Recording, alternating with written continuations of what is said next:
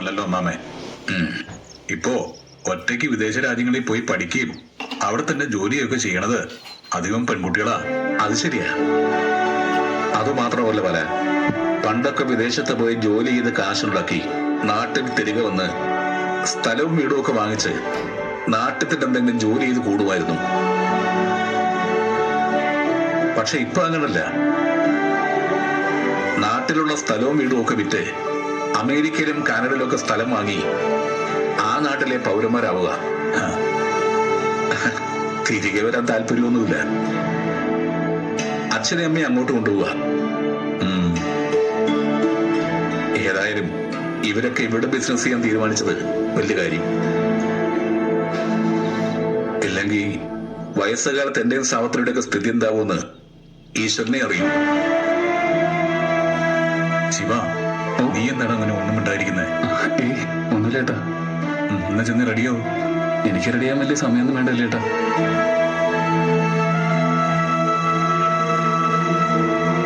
ഫോണില് മഞ്ജുമയുടെ സ്റ്റിൽ ഹരി കാണിച്ചപ്പോ എനിക്ക് ഐഡന്റിഫൈ ചെയ്യാൻ കഴിഞ്ഞില്ല. പക്ഷെ ഇപ്പൊ നേരിൽ കണ്ടപ്പോ ഓർമ്മ വരുന്നുണ്ട്. മഞ്ജുമയെ കുറിച്ച് ഹരി എപ്പോഴും പറയാറുണ്ട്.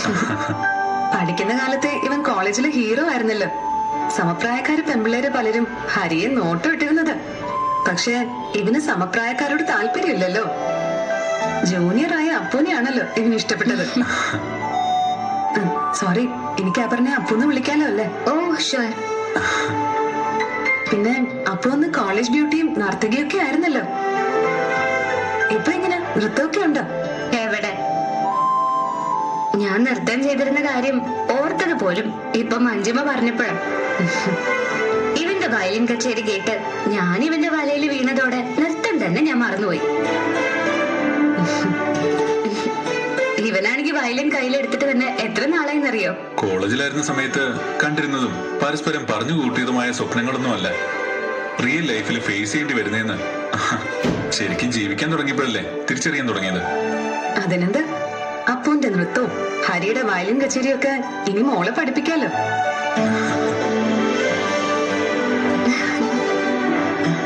ഭാവിയിലെ ഒരു കലാതിലകമാ ഇപ്പൊ ഇങ്ങനെ ഒന്നും അറിയാത്ത മട്ടില് ഉറങ്ങിക്കിടക്കുന്നെങ്കിലോ.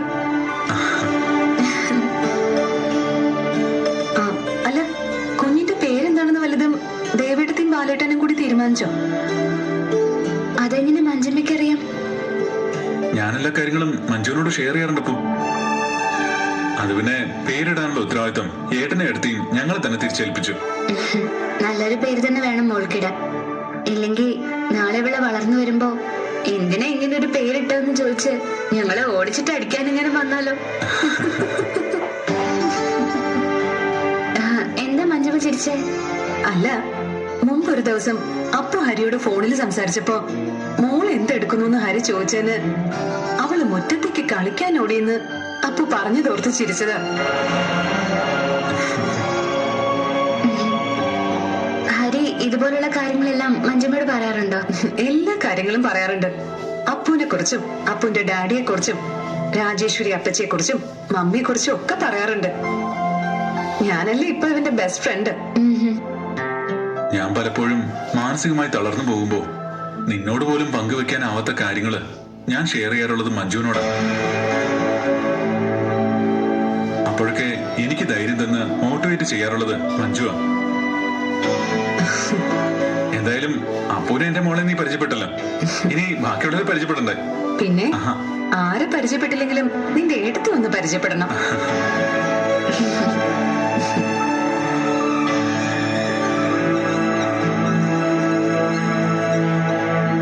അല്ല, ചാർജ് എവിടെ വെച്ചാ നടത്തുന്നേ? ചെറിയ ഹോളിൽ വെച്ചിട്ടോ? ഇവിടെ തന്നെ. ഇതൊക്കെ മാറ്റി ഇപ്പൊ ഒരുക്കം നടത്താവുന്നതല്ലേ ഉള്ളൂ.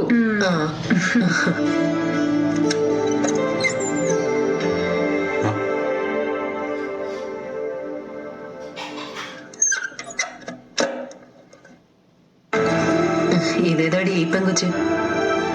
എനിക്കറിയില്ല.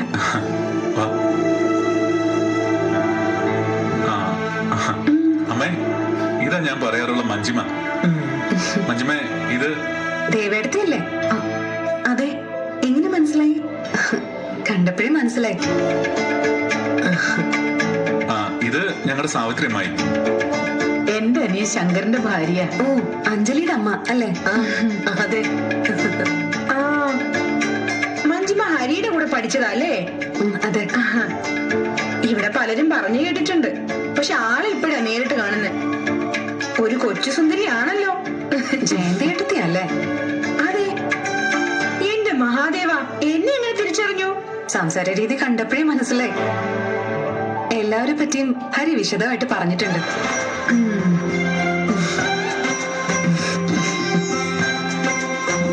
ആ, ഞാനിങ്ങനെ മനസ്സ് തോന്നിയതേ വെട്ടി തുറന്നങ്ങ് പറഞ്ഞു പോവും. മഞ്ജിമയെ കുറിച്ച് ഹരി ഇവിടെ പറയാറുണ്ട്. വലിയടത്ത് ഹോൾ എടുക്കണ്ടേ? പിന്നെ വേണ്ടേ? നമുക്ക് എല്ലാവർക്കും കൂടെ ചേർന്ന് വെക്കാം. എന്നാ അമ്മ ഞാൻ ഉമ്മറത്തേക്ക് ഇരുത്താം. അമ്മ ഞാൻ കൊണ്ടുചെന്ന് ഇരുത്തിയിട്ട് വരാം ഹരി. പോ അമ്മ. ശരി.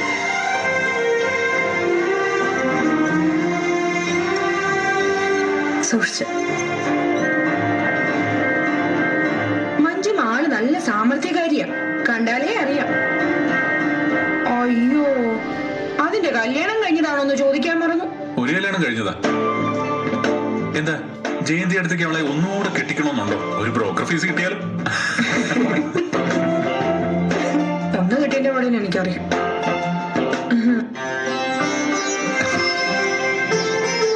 ആഹാ, വന്ന് കേറിയപ്പോഴേക്കും അമ്മയെ മഞ്ജുമ ഏറ്റെടുത്തോ? ഈ കുടുംബത്തില് സന്തോഷമുള്ള ഒരു ചടങ്ങ് നടക്കുമ്പോ ഞാൻ വെറും ഗസ്റ്റ് ആയിട്ട് മാറി നിൽക്കാൻ പാടില്ലല്ലോ. നന്നായി മോളെ. എത്ര വലിയ ഉദ്യോഗസ്ഥയായാലും കാരണവന്മാരുടെ കാര്യങ്ങളൊക്കെ ഏറ്റെടുക്കാനും അവരെ സ്നേഹത്തോടെ പരിചരിക്കാനുമുള്ള മനസ്സുണ്ടാവുന്നത് മനസ്സിൽ നന്മയുള്ളവർക്കേ തോന്നും. ഞാനും ഇതുപോലൊരു അമ്മയ്ക്ക് ജനിച്ചത് അമ്മമ്മ. മോളെന്താ വിളിച്ചേ? അമ്മാമെന്നോ? അസലായി. ഇപ്പൊ സാന്ത്വന കുടുംബത്തിലുള്ളവർക്ക് മാത്രമല്ല, ഇവിടെ വരുന്നവർക്കൊക്കെ ഞാൻ അമ്മാമയാ. നമ്മുടെ ശത്രു എന്നെ അമ്മാമ എന്നാ വിളിക്കുന്നത്.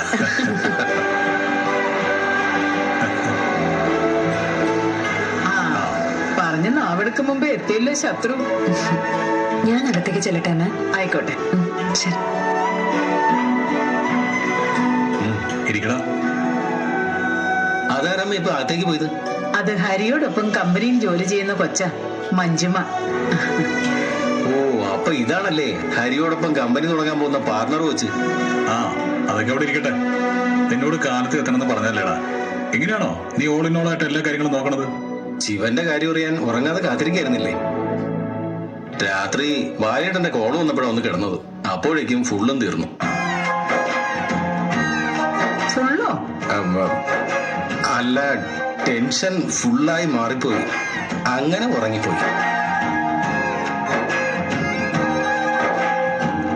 കാറ്ററിംഗുകാരൊക്കെ പിന്നാമ്പുറത്തുണ്ടല്ലേ? ഞാനും നോക്കിയിട്ടിപ്പോ വരാം. പിള്ളച്ചേട്ടന്റെ പകരം ഇവനെ ഞാൻ അറിഞ്ഞിട്ട് പറഞ്ഞു വിട്ടത് ഭാഗ്യമായി. എന്ത് കാര്യമായാലും വിശ്വസിച്ചേപ്പിച്ച് പോവാമല്ലോ. അത് പിന്നെ അമ്മാവന്റെ അല്ലേ അനന്തരവൻ. ആ സ്നേഹവും വിശ്വാസവും കാണിക്കാതിരിക്കില്ലല്ലോ അമ്മാമേ.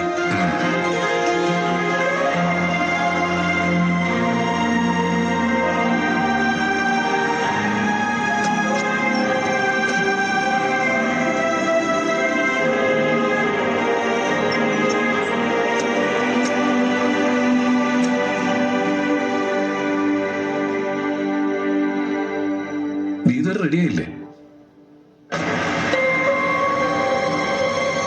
എനിക്കെന്തോ ആരുടെ മുമ്പിലേക്ക് ചെല്ലാനുള്ളൊരു മനസ്സ് വന്നിട്ടില്ല.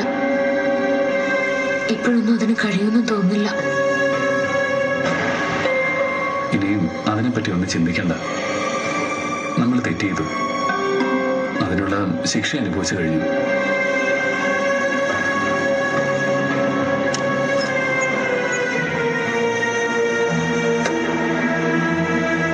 നമ്മളെ എല്ലാരും വെറുത്തുനിന്നും ഒറ്റപ്പെടുത്തിയെന്നൊക്കെ നമ്മൾ കരുതിയത് തെറ്റിദ്ധാരണയായിരുന്നു എന്ന് ഇപ്പൊ മനസ്സിലായില്ലേ? ഇപ്പൊ നമ്മളോടൊപ്പം എല്ലാരും ഇല്ലേ? നമ്മൾ ചെയ്തതൊന്നും മനഃപൂർവ്വം അല്ലെന്നും ആരെയും ചതിക്കാനും വഞ്ചിക്കാനും ഒന്നും അല്ലെന്നും എല്ലാവർക്കും മനസ്സിലായില്ലേ? അത് മാത്രമല്ല, അവരെല്ലാരും നമ്മളോട് ക്ഷമിച്ചില്ലേ?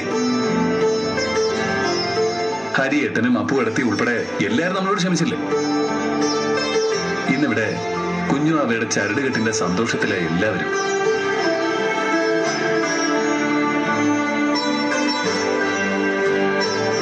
നമ്മൾ ഒഴിഞ്ഞു മാറി നിന്ന് ആ സന്തോഷം ഇല്ലാതാക്കരുത്. നീ വേഗം റെഡിയാവും ചെയ്തു.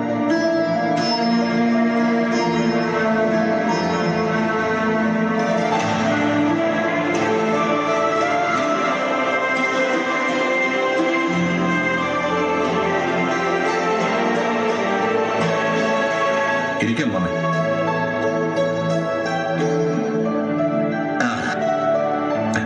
ഇവിടെ ഞാൻ ഇരിക്കുന്നത് ഒരു പ്രത്യേകതരം സുഖമാവല.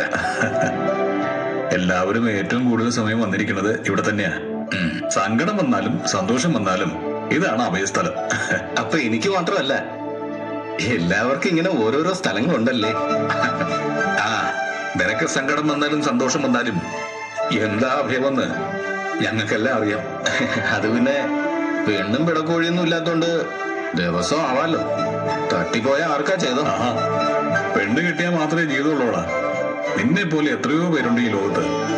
അവരൊക്കെ നിന്നെ പോലെയാണെന്നാണ് വിചാരം. അതറിയില്ല, പക്ഷെ ഞാനിങ്ങനെയാ.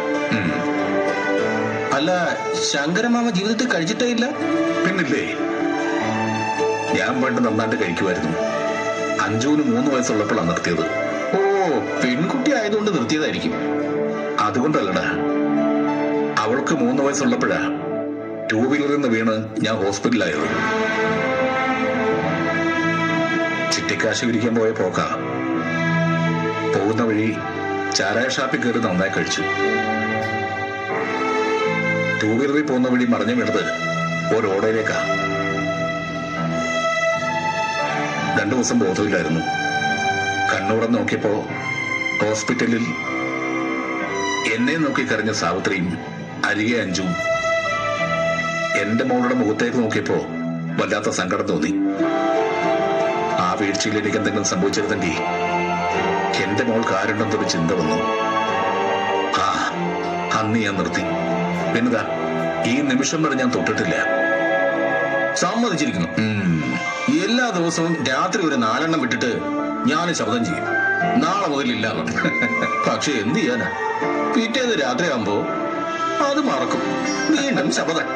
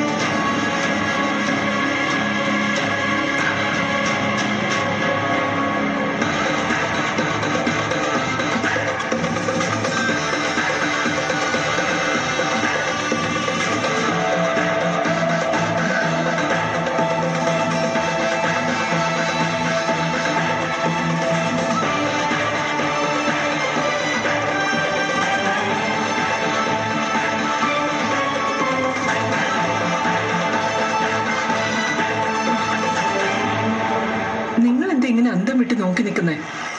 അവരോട് ചെന്ന് 2 വാക്ക് സംസാരിച്ചിട്ട് നമുക്ക് അകത്തേക്ക് കയറാം. വാ.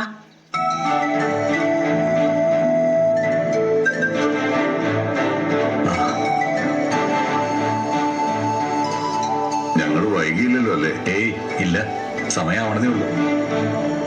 ഒരുക്കങ്ങളെല്ലാം കഴിഞ്ഞോ ബാല? ആ, എല്ലാം കഴിഞ്ഞു. ഇനിയിപ്പോ ചരടുകെട്ട് നടത്തിയാൽ മാത്രം മതി. അഞ്ജുവിന്റെ അമ്മയ്ക്ക് സുഖമല്ലേ? കണ്ടിട്ട് കുറേയായി. ദൈവാനുഗ്രഹം കൊണ്ട് സുഖമായിരിക്കുന്നു. ശിവ, എന്തോന്നും മിണ്ടാതെ നിൽക്കുന്നേ? ഏയ് ഒന്നുമില്ല. എന്നാ ശരി, ഞാൻ അപ്പൂനെ കുഞ്ഞിനെ ഒന്ന് കാണട്ടെ. എത്ര ദിവസമായി.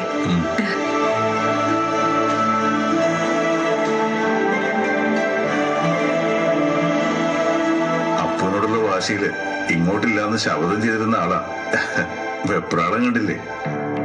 അച്ഛനമ്മമാരുടെ വാശിക്ക് ആയുസും കരുത്തും തീരെ കുറവല്ലേ തമ്പി സാറേ? ആ, തമ്പി സാറിഞ്ഞോണ്ടിരിക്കേ. ആ, വേണ്ട, ശങ്കരനിരുന്നോ, ഞാനിവിടെ ഇരുന്നോളാം. ഇരിക്കും ബാല, ഇരിക്കും മാമ. എന്താ ശിവ, ജീവിതമൊക്കെ നന്നായി പോകുന്നുണ്ടല്ലോ അല്ലേ? നല്ല കാര്യം.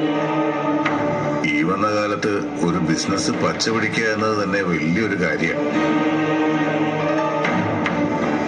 അഞ്ജു ശിവനും പിന്നെ വാശിയിലായതുകൊണ്ട് ജയിക്കും, അല്ലേ ശങ്കര?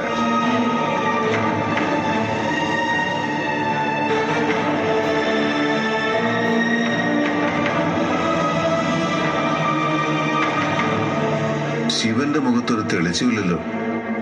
എന്നോടുള്ള നീരസം ശരിക്കും അങ്ങോട്ട് മാറിയിട്ടില്ലെന്നാ തോന്നുന്നത്. സാരമില്ല, ചടങ്ങ് കഴിയുമ്പോ എല്ലാം ശരിയായിക്കോളും.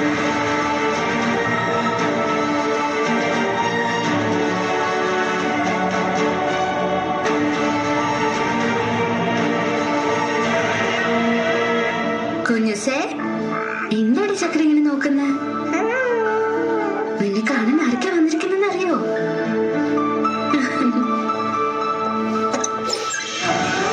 എന്തടിച്ചിരിക്കുന്നെ? അപ്പു,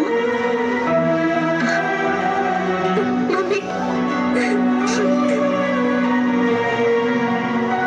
എന്നാലും ഇത്രയും ദിവസം മമ്മിക്കൊന്ന് വരാൻ തോന്നിയില്ലല്ലോ. ഞാനെന്തിനാ വരുന്നേ?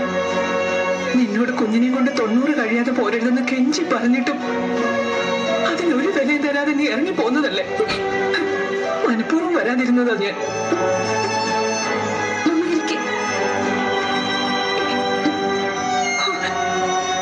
മോളു, മാവേ, അമ്മമ്മയുടെ മുത്തേ, എന്തുടാ? ഡാഡി മമ്മി മാത്രല്ലേ ഇങ്ങോട്ട് വന്നിട്ടുള്ളൂ? അതെ അപ്പു.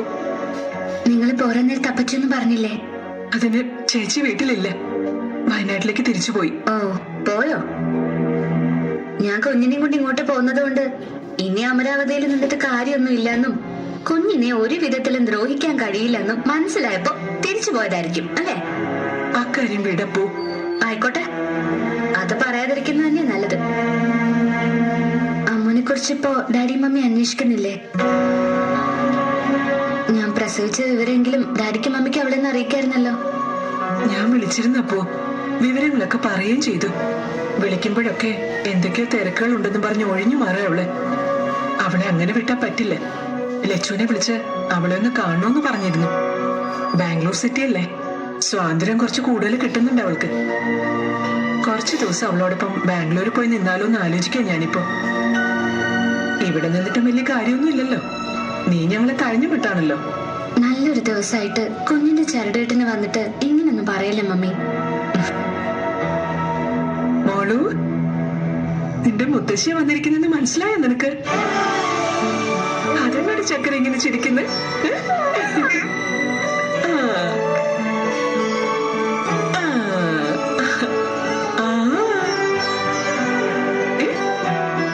അമ്മമ്മയുടെ ചക്കര അല്ലേ? വാ വാ വാ വാ. ഓ, എന്തിട്ട് വാവേ?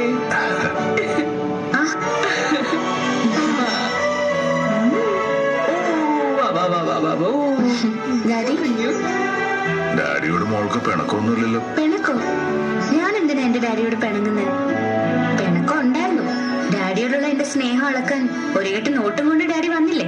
അപ്പൊ ഒരു കെട്ട് നോട്ടുമായിട്ട് വന്നോ? ഇതപ്പോ ഹരിയുടെ ജോലി പോയ സമയത്താ. ഇതാ ഇപ്പോഴും ഞാൻ എന്ത് നല്ല കാര്യം ചെയ്യാൻ നോക്കുമ്പോഴും എന്റെ മോൾ എന്നെ തെറ്റിദ്ധാരണയോടെ കാണുന്നെന്ന് ഡാഡി പറയുന്നത്. ഞാൻ രാജകുമാരിയെ പോലെ വളർത്തി എന്റെ മോള് കഷ്ടപ്പെടരുതെന്ന് കരുതിയ ആ പണം മോൾക്ക് വേണ്ടി ഡാഡി കൊണ്ടുവന്നത്. പക്ഷേ മോൾ അത് നിഷേധിച്ചു. നിന്നെയും കുഞ്ഞിനെയും പോറ്റാൻ ഹരി ബുദ്ധിമുട്ടരുതെന്ന് കരുതി കുറച്ച് പണം തന്നത് നിന്റെ സ്നേഹം അളക്കാനാണെന്ന് പറഞ്ഞില്ലേ? അത് ഡാഡിക്ക് സഹിക്കാവുന്നതിലും അപ്പുറമായി പോയി. ജീവിക്കാൻ പണം വേണ്ടെന്നാണോ അപ്പു നീ പറയുന്നത്? ജീവിക്കാൻ പണം വേണം ഡാഡി. പക്ഷെ പണം ഉണ്ടായതുകൊണ്ട് മാത്രം സന്തോഷത്തോടെ ജീവിക്കാൻ കഴിയണമെന്നില്ല. ആയിക്കോട്ടെ, ഞങ്ങളുടെ പേരക്കുട്ടിയെങ്കിലും അല്ലലൊന്നും അറിയാതെ വളരണമെന്ന് ഞങ്ങൾക്ക് ആശിക്കാലോ. അതിനുള്ള ഞങ്ങളുടെ അവകാശം എന്റെ മോൾക്കോ ഹരിക്കോ നിഷേധിക്കാനാവില്ലല്ലോ.